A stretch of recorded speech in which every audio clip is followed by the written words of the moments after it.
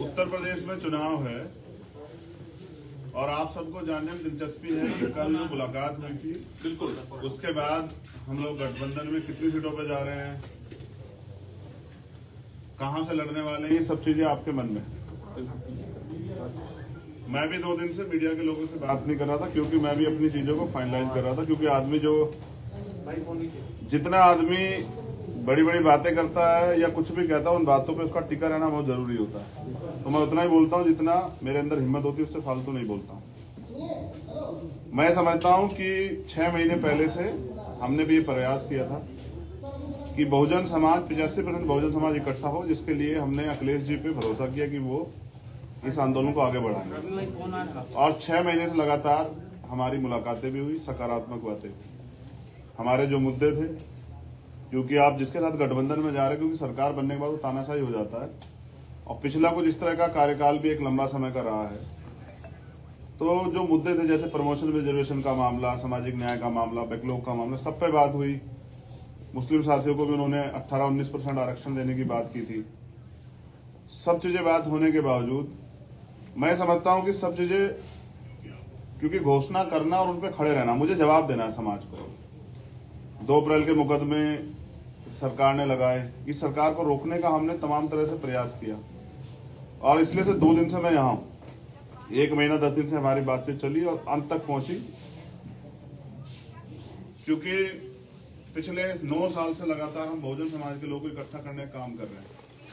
बड़ी मुश्किल से हम अपने लोगों के अंदर रीढ़ की हड्डी पैदा कर पाए। उनका विश्वास टूट गया था कि भाई वो आगे नहीं बढ़ पाएंगे, क्योंकि जब हमारे आंदोलन की विचारधारा बदली, जो पिछला आंदोलन था, तो तकलीफ हुई। अच्छा, इस विषय में ये भी याद दिला दूं कि आज बहन जी का जन्मदिन है, तो माननीय बहन जी को भी जो है जन्मदिन की हार्दिक बधाई। वो दीर्घायु हो, स्वस्थ रहें और उनके लंबी उम्र की मैं कामना करता हूँ तथागत खुद से।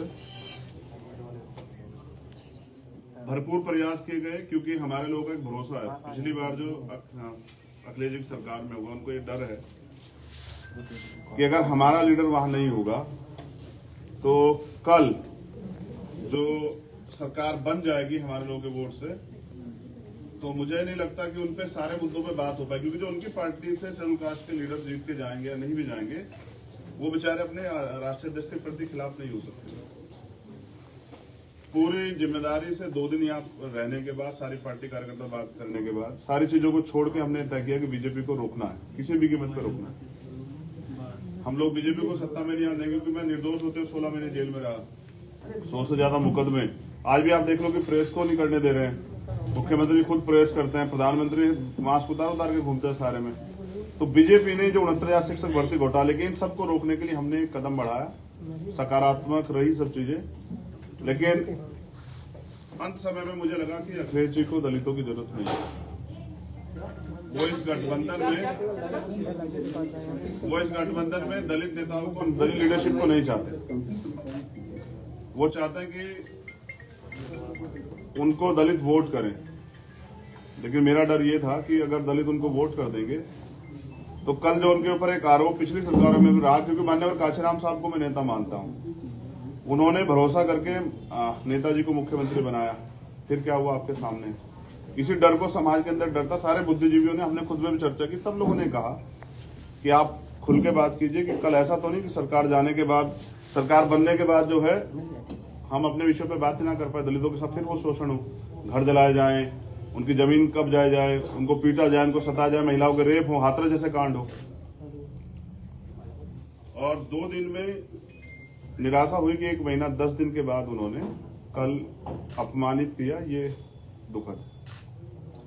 अपमानित किया आपको? ये बहुजन समाज के लोगों का उन्होंने अपमान किया है।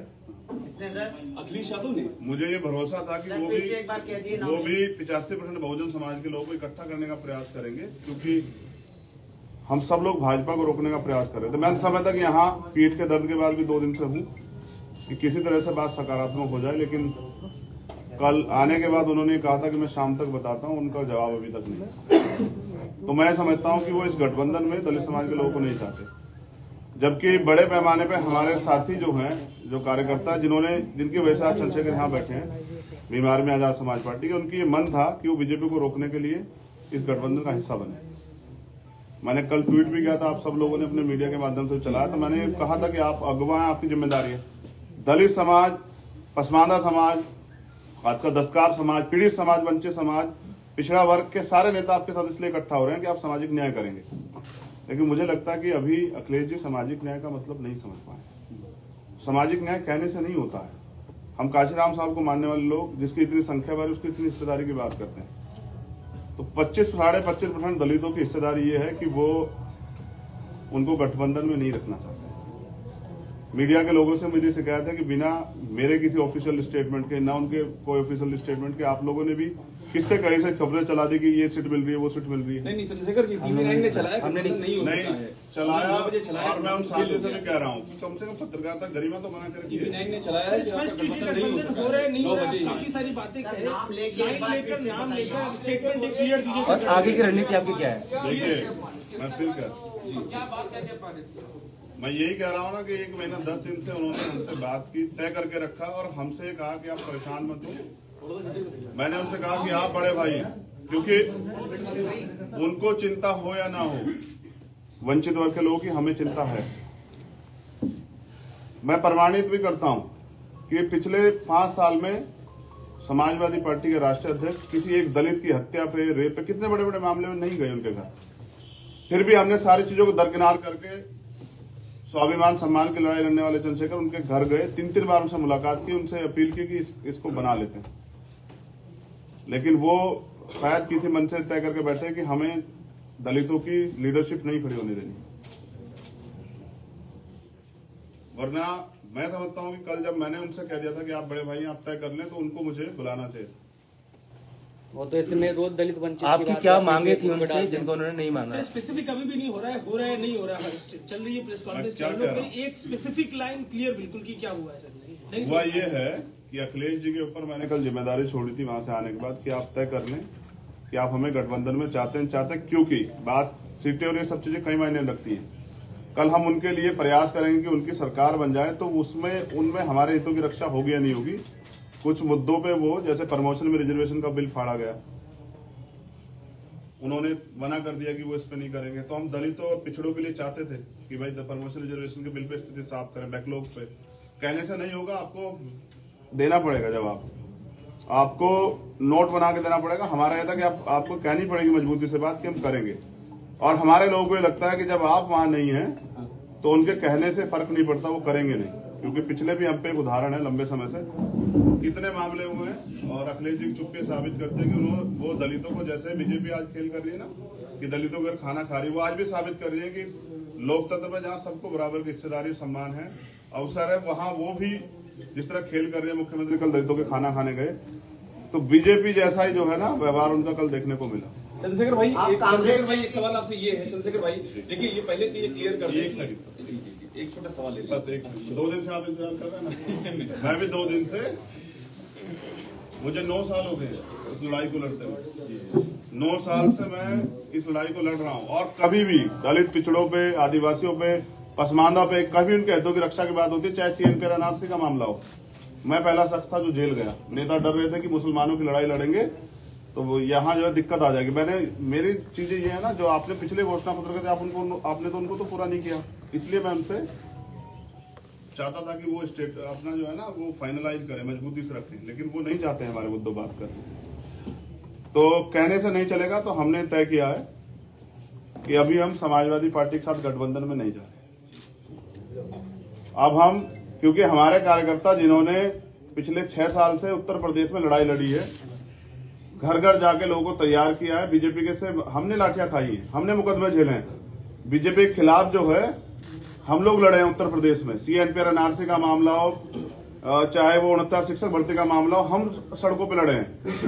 तो मैं समझता हूं कि अपने लोगों के हितों की रक्षा में स्वयं करनी पड़ेगी। मैं 25% दलितों के स्वाभिमान की रक्षा करने के लिए हूं, उनको मैं अपमानित करने के लिए। मैं तो मान्यवर काशीराम साहब को नेता मानता हूं ना, उनको राष्ट्रपति बनाने का अवसर मिला, बीजेपी ने कहा बना देंगे, उन्होंने छोड़ दिया।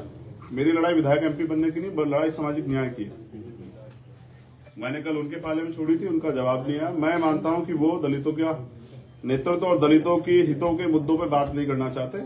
मुझे भी उम्मीद है कि मेरे बाद हो सकता है वो स्टेटमेंट देके हम ये करेंगे, लेकिन हमने तो सबके देखे। प्रधानमंत्री भी कहते 2 करोड़ रोजगार देंगे, प्रधानमंत्री भी कहें कि जो है 15-15 लाख देंगे, ये करेंगे वो करेंगे, लेकिन देश बेच दिया। तो बीजेपी को सत्ता से रोकने के लिए मैं चाहता था कि एक लार्जर लाइन्स बन जाए, क्योंकि अगर विपक्ष में थोड़ा सा बिखराव होगा उसका फायदा बीजेपी को होगा। इसलिए मैं 2 दिन से यहाँ। अब क्या करेंगे आगे? अब दलित समाज के लोग, वंचित वर्ग के लोग, बहुजन समाज के लोग अपने हितों की रक्षा के लिए अपनी लड़ाई स्वयं लड़ेंगे। मैं समझता था अखिलेश जी दूरदृष्टि है, वो समझते होंगे कि लड़ाई आज की नहीं है, उत्तर प्रदेश से केंद्र का रास्ता तय होगा।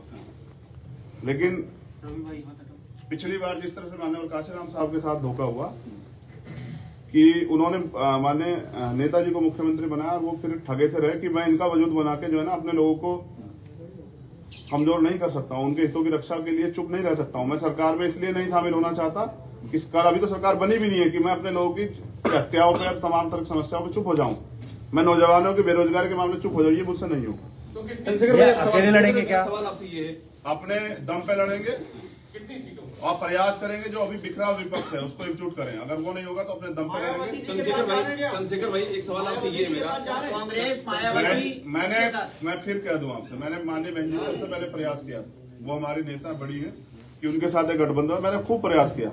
मैं स्वाभिमान सम्मान की लड़ाई लड़ता हूँ, उसके लिए मैं तमाम मुकदमे, जेल, सब चीजें देखी, तिहाड़ भी 2-2 बार गया, लेकिन मैंने हमेशा प्रयास किया कि एकजुटता बनी रहे। मैंने बहन जी से प्रयास किया, उन्होंने कोई इस पे सहमति नहीं की। मैंने भैया से प्रयास किया, मैंने उनको बड़ा भाई माना, क्योंकि मुझे पता कि शायद उनको कुछ ना हो, लेकिन अगर सरकार बीजेपी की आ जाती तो अगले 5 साल में जो दलितों को, मुसलमानों को, पिछड़ों को, आदिवासियों को और सब समाज को जो झेलना पड़ा और जो पिछले 5 साल में झेलना पड़ा, कहीं मैं उसका हिस्सेदार ना बन जाऊं। चंद्रशेखर भाई पर सवाल ये है कि आखिर वजह क्या रही? क्योंकि देखिए हम ये खबर लगातार चला रहे, गठबंधन नहीं हो सका, टीवी ने आपको अखिलेश जी 12:30 बजे मिलेंगे, लेकिन ये बताइए कि आप उनसे पूछिए कि कद बड़ा हो रहा है, इसलिए आपका कद बड़ा हो जाएगा इसलिए नहीं गठबंधन किया क्या? मेरा कद, मैं समझिए ना, मैं व्यक्तिगत तो लड़ाई लड़ ही रहा हूँ, मेरे कद की क्या है? अच्छा, क्या मैं, आप तो पूरे प्रदेश का मेरा काम जानते हैं, 23 प्रदेशों में हमारा संगठन है, मैं तो बिहार तक चुनाव लड़के आपने दम पे, तो मैं क्या उत्तर प्रदेश में नहीं लड़ सकता हूँ? लेकिन मेरा प्रयास ये था, क्योंकि मैं नहीं चाहता कल किसी दलित का,